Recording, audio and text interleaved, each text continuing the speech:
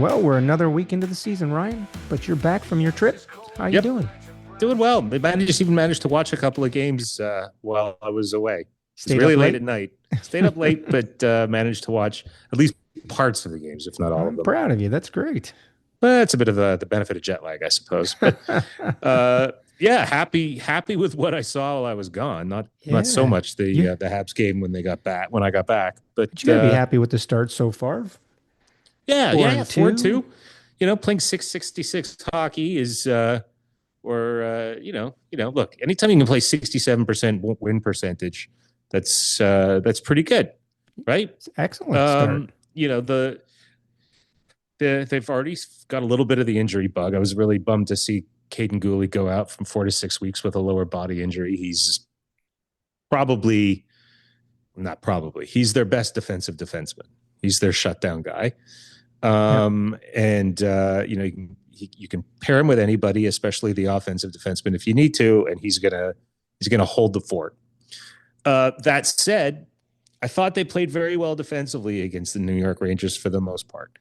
Their big problem, in my opinion, was that after their amazing start to the game, where they were buzzing and flying on all cylinders and picking pucks off and keeping the Rangers on their heels, they stopped making those neutral zone plays, and the Rangers were therefore able to get it a little bit deep. And once they got their cycle going, the size advantage sort of came into play a little bit more. And even though you've got some defensemen that are really good at getting in the puck, retrieving the puck, turning it quickly and getting things going, they were making terrible decisions with the passes this time. And pucks were getting picked off at the blue line or even along the half boards.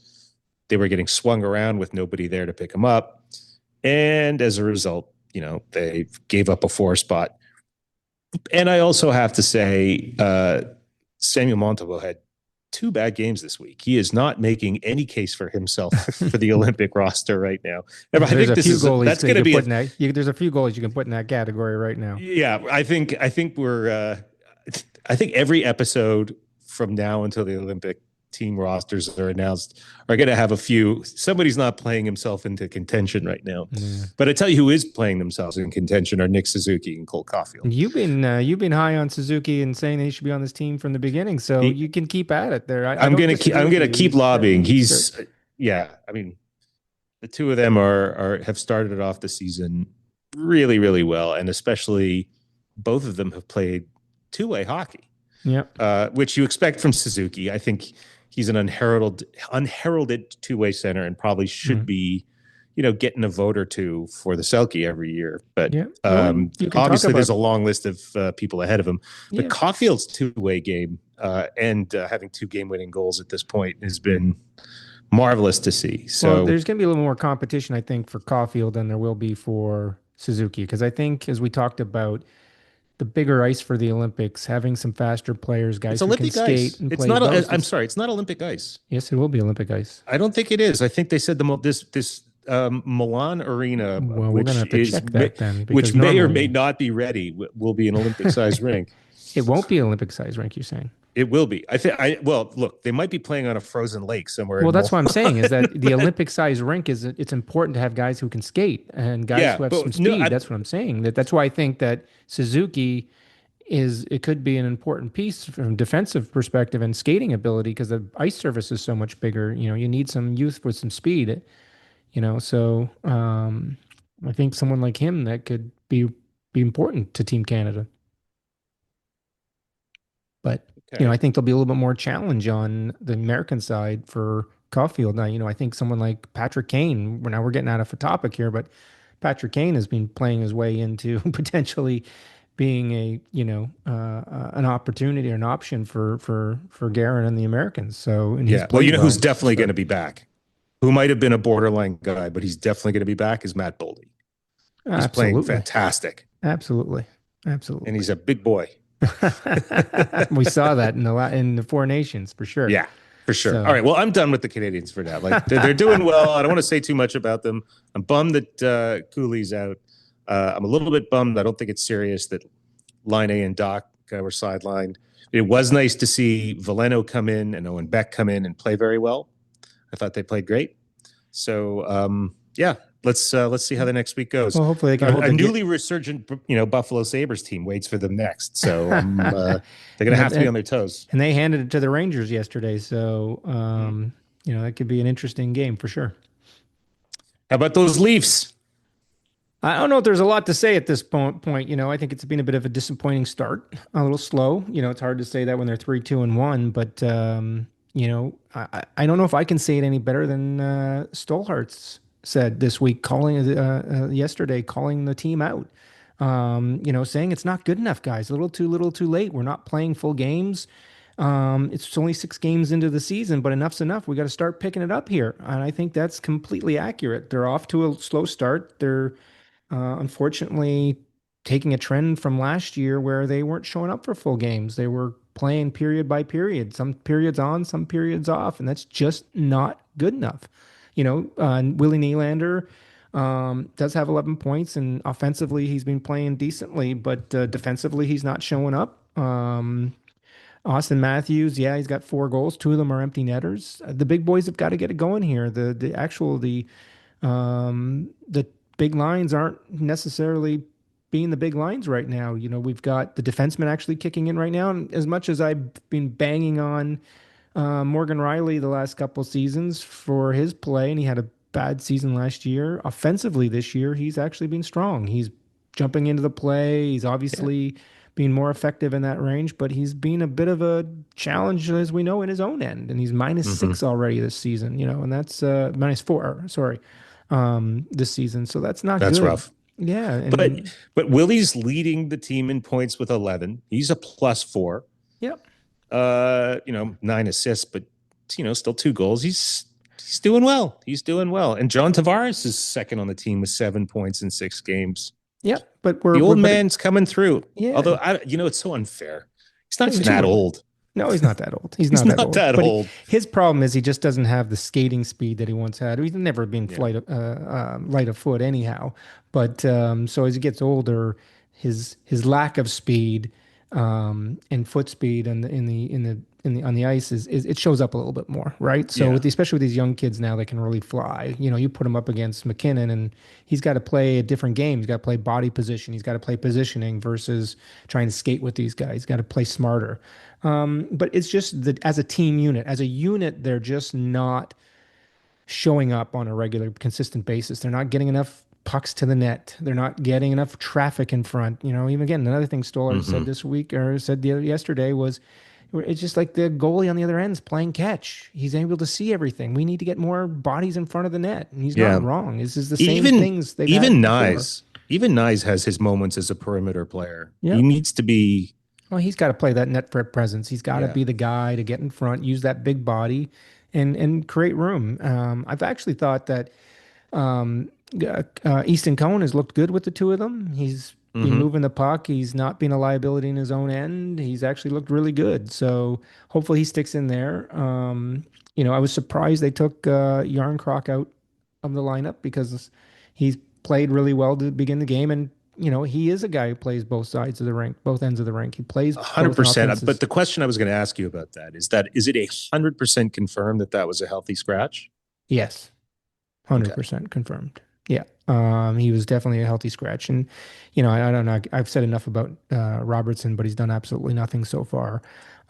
Take him out of the lineup and put Yarncroc on that line. Yarncroc can do just as much. And you know what? He's better in his own end. So, I think it also tells a story a little bit between Robertson and Cowan. Like earlier this week, and I forget which game it was, they were down with, a couple minutes to go. Easton Cowan was on the ice when they were at 6 extra attacker. It wasn't Robertson. It wasn't Domi. It was Easton Cowan.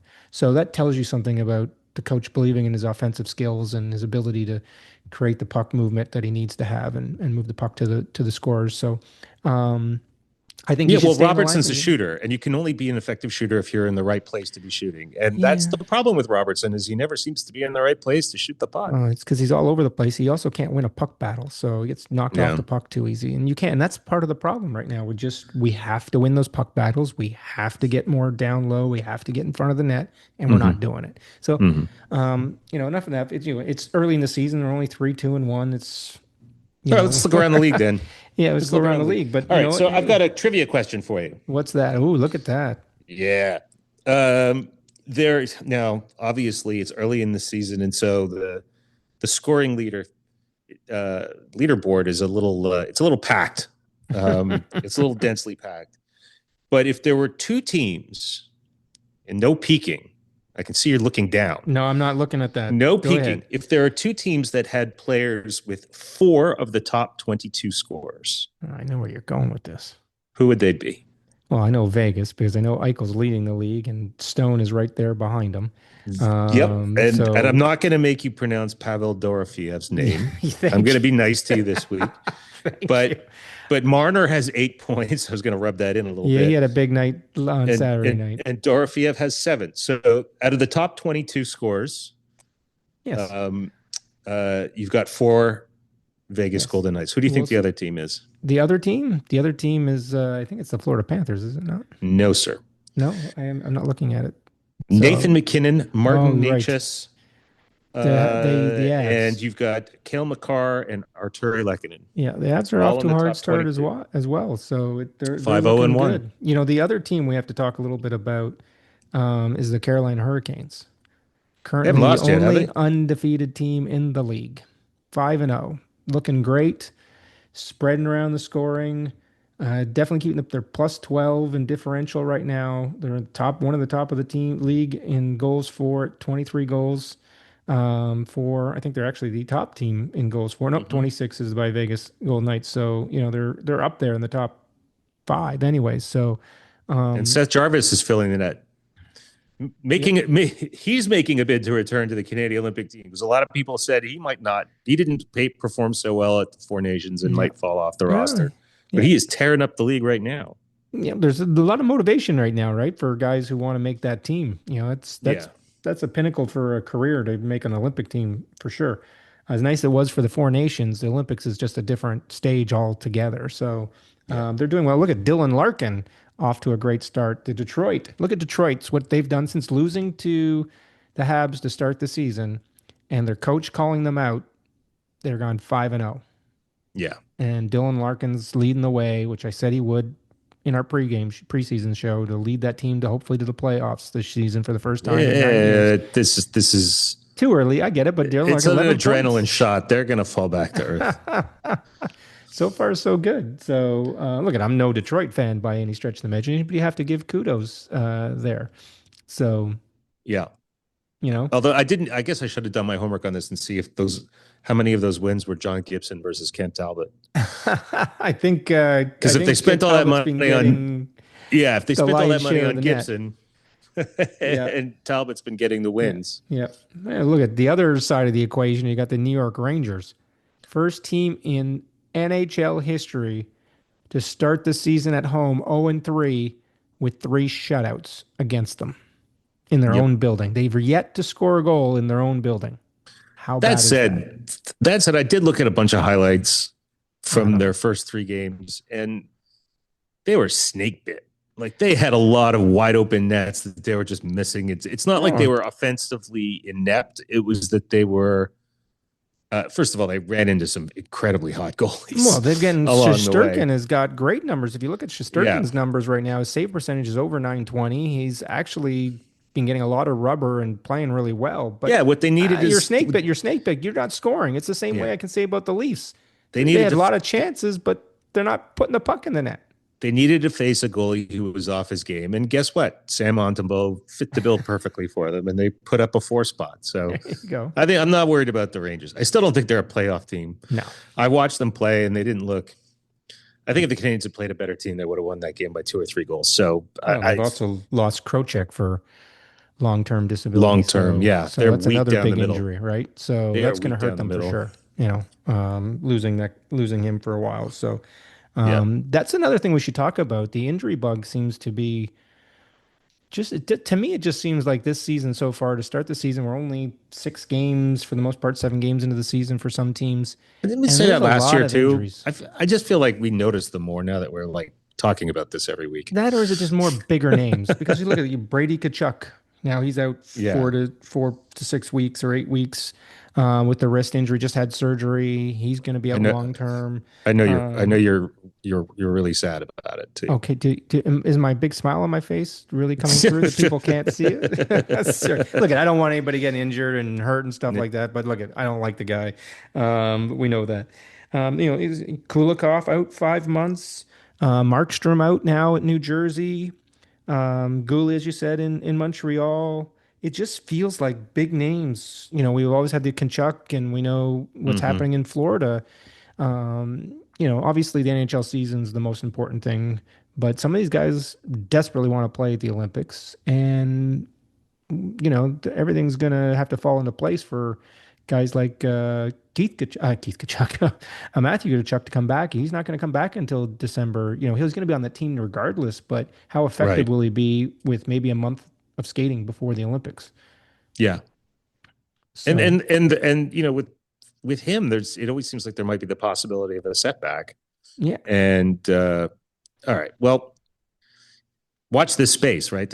We'll talk next week and see if anybody else got hurt. But yeah, but it does it does seem like they're piling up. I wanted to absolutely. ask you about something that happened. Was it last night or the night before? And get your thoughts on it. Brad Marchand gets into it with Rasmus Dahlin, It was yesterday and afternoon. that was yesterday afternoon. And he went absolutely ballistic after getting cross-checked. And frankly, the fact that he only got an extra couple of minutes. Well, he only got a minor. Well, then no, I think they both got offsetting, and then he got an extra. No, Oh, Darlene didn't no, get anything. Dowling got nothing. Oh, okay. Dowling got nothing. Well, in any event, that's not what's important. What's important is that he picked up Darlene's helmet, brought it to the penalty box, and then just dismantled it. Absolutely, it was ridiculous, and He it just actually tore it should have apart been. and then threw it back on the ice. And it's like, well, how do you not get an unsportsmanlike conduct penalty for that? And second of all, like, shouldn't he be in a position to not play again until Darlene's helmet is fixed? Yeah, well, he was in the penalty box, so he he did was play, in the penalty and box, they but it takes scored a on the while to power. fix those Well, things. I they mean, when you also got like, they scored on the power play, so it actually was great retribution. But I thought he yeah, completely overreacted. Like I was watching the game. I don't know. Did you see the cross check? It was yeah, basically I he saw the leaned into cross it. check. It was a Brad cross Marchand check. was backing up to him. He had his stick out. It was a cross check. It probably couldn't have been a penalty, but it wasn't that hard. It wasn't like he laid him out. It And wasn't like a then slash to the back of the legs or a yeah, spear or no, it anything wasn't like that that. bad. And then he went after him like it was a little ridiculous. And then you're right, the helmet piece thing, that's just classic Marchand stupidity. And then yeah, even the announcers were saying like that should have been called a misconduct. He should have gotten a 10. And they Yeah, didn't call it because it was clear it wasn't his helmet. He knew it was Darlene's helmet and he it ripped the was damn thing. blue. Yeah, and he threw the pieces into the fans, into the things. The only good thing that came out of that is A, they lost the game, and B, they scored on Yep, that power play. But you're right. That was ridiculous. It was over a little bit overreaction, I think, on Marchand's from the beginning. yep, So, I'm just happy to see that they lost. Happy to see that they've um, got scored on in that power play, and Marchand looked like a fool. yep, yep. He's another guy, and we keep going back to the Olympics. He's a guy I don't think is going to make the Olympic team. I No, know he's no, had a no. good start Marshall. to the season, but skating again on the Olympic ice, I think you can do without him. I'd rather have Suzuki on that team. Hey, Look at that, listen Abe. to the Leafs fan. Nah. Um, well, I guess when it comes to Brad Marchand, there's just sort of commonality there anyway. Another thing I wanted to talk about real quick is how interesting the Ducks look so far. They are fast. They're moving.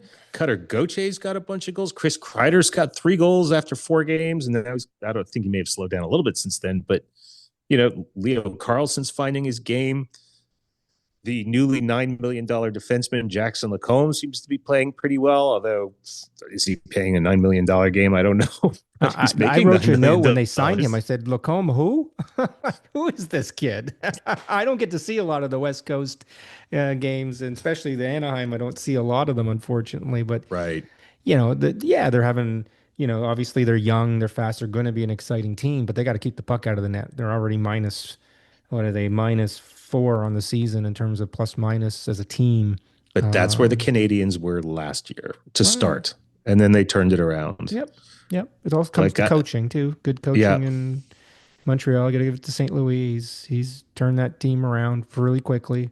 They got some pretty big stars in Anaheim, and look, they're going to be a good team in a couple of years, and they're going to be hard to stop if they can keep that team together and add a few veterans around them that can help guide them a little bit. They're going to be a fun team to watch. Yep. For sure. The biggest disappointment I think this year we talked about getting off to a fast start. Lo and behold, there's the Oilers again off to yet another slow start this season. I don't think McDavid has a goal yet, does he? I'm not sure. I don't think so. No, But he's got a whole bunch of assists, but yeah, but they're off to a slow start. Their goaltending is terrible. Bouchard on the back end in 6 games has 0 points and 11 giveaways, and a brutal one the other night. I don't know if you saw the highlights. A complete and utter brutal giveaway. If this guy has any hopes of playing on Team Canada, he just threw it away. And it's hard to say you threw it away in game 6 of the season. Yeah. But he looks terrible on the back end. He's a one-dimensional player on the offensive side of the puck. And he's got to learn how to play in his own end. And Team Canada doesn't need another offensive defenseman. We got enough of them. Right.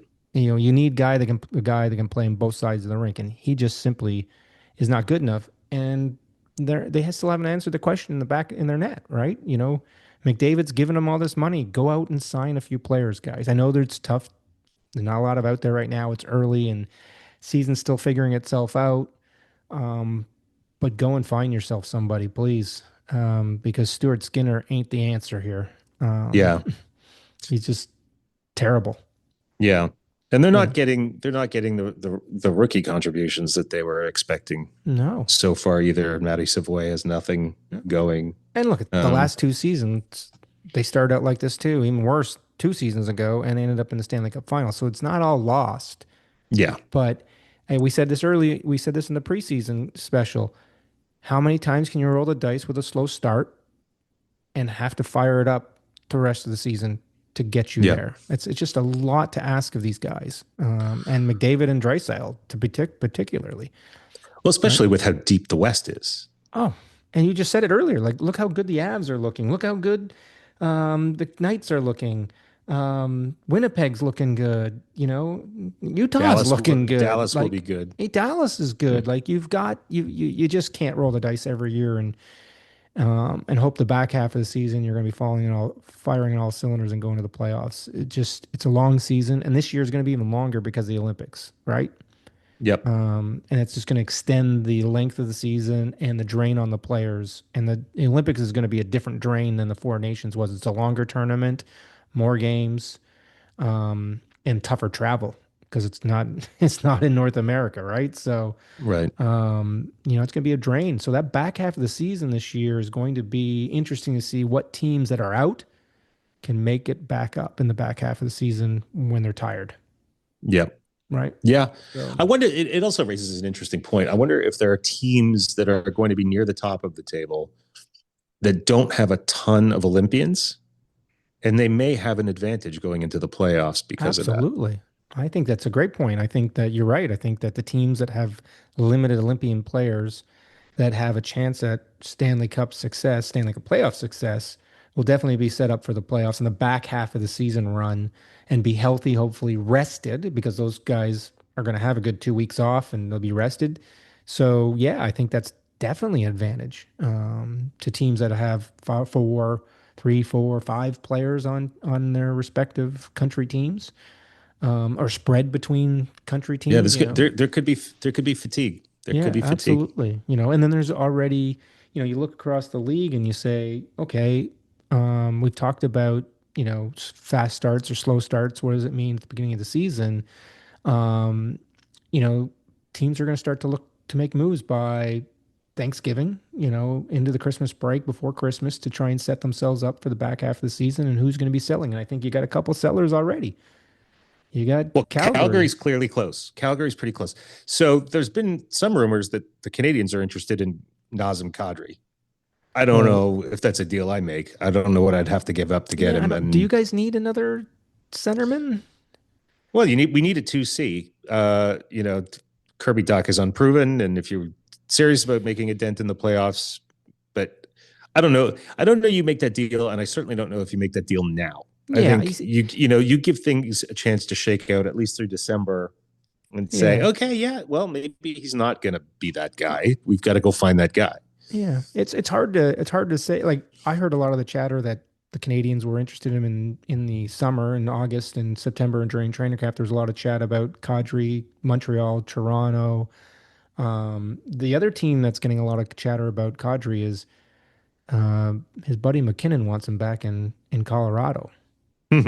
Now, can you fit his contract in on that team that's got a lot of big contracts on it? It'd be interesting. They'd have to give somebody up in order Would have to give to somebody up or have an LTIR issue. yes, and that's possible. But they're interested in him apparently, Mm-hmm. so he could go there. And obviously, Calgary has uh, Rasmus Anderson that is wanted around the league, including Yep. And by the in way, if anybody was Vegas. interested in if anybody was interested in trading for Sidney Crosby, the Pittsburgh Penguins are 4-2. They're Yeah, I not just moving can't. him anytime You soon. know, and I can't see the Penguins. I can't see Crosby wants to finish his career in Pittsburgh unless something catastrophic happens and he Yeah, gets he probably. gets to go play with McKinnon in Colorado. Yeah. I can't see Sydney going anywhere. No. Yeah, but I think they're obviously a Calgary is a prime example of a team probably into November. You know, when you get into late stages of November, we get close to that Thanksgiving sort of trigger point that they're going to start thinking, okay, is it time to blow this thing up, or are we going to keep trying to hang on? Last year, it's Well, they'll clear trade Dustin. Rasmussen. Yeah, well, it was clear Dustin Wolf last year and his success dragged them to almost making the playoffs. He's Yeah. having a decent season this year. They can't seem to score goals. They're already minus 14 on the plus minus side of the equation of goals for and against. At some point, they're going to have to say, okay, it's time to blow this thing up. And you're right. Anderson will be gone. Likely Kadri will be gone. And they can get some good assets for those two guys. Yeah. I guess it's really a question in the end of how do you maximize the return on those assets in terms of the timing of when you get rid of them. Yeah. And then you also have this problem that they're going to have, which is that Dustin Wolf may not allow them to get as far down the standings as they would need to win the Gavin McKenna sweepstakes or whatever it is. Right. That Right. happened. That's happened to bad teams with good goalies in the past. Absolutely. It's going to be a race to the bottom and Yeah. yeah, everybody's going to want them, right? Hey, last So place only gets you a 25% shot anyway. So exactly. So you don't want to do that. Nobody, look at all these guys are too competitive. None of them want to be last place. And to your point, even if you're, not in the bottom and you're in the bottom five, you got a decent yeah, chance of getting that first pick, right? So anything can happen. Look at this year with who won the first pick overall this year. Not Buffalo, New York Islanders came from number yeah. what, And seven, he's eight? he's on a 5-game point streak. Yeah, and he's playing pretty well. Young kid playing well Yeah. for them. So, San Jose is also another team. Although they get full of young stars, they're not. They're Yeah, they're looking trying to good. make a bill. Yeah. They're So looking good. They're looking good. but it's unfortunate start. The other, you know, What else are you looking for this week? Before we wrap up, what are you looking forward to you this know, week? Is there a I, Leafs game you're really looking Well, I'm forward just to? looking Is for there the Leafs to pick it up here. I'm looking for the veterans to really show their wares and really pick it up and some consistency, right? I think that's the big thing. They've been seen a lot of inconsistency in play, a lot of inconsistency in effort. Stolarz is making saves without his goalie mask on. He made two last week without his goalie Yeah, that mask on can't before the happen. refs. That They can't got to be happen. blowing that down. Absolutely. So, but you want to see his fight and effort trickle through the team. And I think Yep. with him calling the team out, you want to see how the rest of the guys are going to react to that and sort of start picking it up. Well, isn't that up to Matthews to a certain degree? Like, Yeah. doesn't Matthews have to go out and get into a fight or something? Like, just I don't pick know his about a team up. fight, but he's got to show He's some the pushback. captain. He's got to show Look, pushback. remember when Landeskog came back first preseason game this season? He gets into a fight. And I'm not saying Matthews has to do the Well, they're same two thing. different players. Yeah, but look, a captain's a captain, right? Yes. Captain's got to But he's got to drag his do it team with along. effort, and he's got to do it by showcasing his skill and driving to the net, getting pucks in, and even not scoring. He's got to make plays, right? So he's Yeah, got yeah, to be able. He's got to do it his style. Landeskog is a tough player. Can play both ways. He can play rough. He can play the skilled game. Matthews isn't that guy. And by the way, Matthews, if you look at some of the stats, one of the interesting stats I saw this week is since he's come into the league in the last 5 years, or sorry, since he's come in the league, he has, out of the forwards, he's the most blocked shots. Yeah, no, it's great. Which is interesting. I didn't think that he would come on that. Dude, I told you last year he should have been a Selke finalist. Yeah. So that's what they need to see out of him this year. They need to see him play in two ways, and it's effort. And that's the biggest thing that I'm not seeing from Leafs right now, consistent effort. Okay. I need to get there. All right. I'm looking forward to I'm looking for Connor McDavid to have a huge week this week. I think he's going to break out. Yeah. I think he's going to have a huge week. Couple of really big games, and then the Oilers are going to turn things around a bit. Yeah. Well, it'd be fun to see for sure. He always loves seeing that skill. And when he does special things, it just lights up the league in a different way. But it'll be fun to watch if he does. Yep. And I hope it happens after they play Montreal, but I feel like the Sabres took so much abuse in the first 2 weeks of the season, and they've got a little run going. Yep. I think they're going to find a groove. Interesting. So what's your before we go, and I know we don't want to go too long here. What's your biggest surprise so far to the start of the season?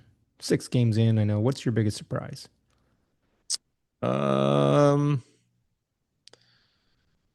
terribly surprised about anything. I mean, maybe the aforementioned Chris Kreider's hot start. Everybody thought he was cooked, but he just needed something fresh. Yeah. I'm actually really shocked how poorly Tampa Bay is looking. I said from the beginning that they were going to have trouble keeping the puck out of their net. Their D just doesn't look great anymore. Right. Yeah. We said they would challenge without Florida, them and Toronto would challenge for the top of the East Division. So they're not looking good so far, but we'll see. It's a long way to go. It's really early. Look, they're 4 points in 6 games. It's not terrible. It's just not a good start. No. But we'll see. It's a long way to go. It's fun. Sir, it was great talking to you. You too. We'll see you next week. Looking forward to another fun week of hockey. Another fun week of hockey. Another fun episode of the Aiming 5-Hole podcast. Excellent.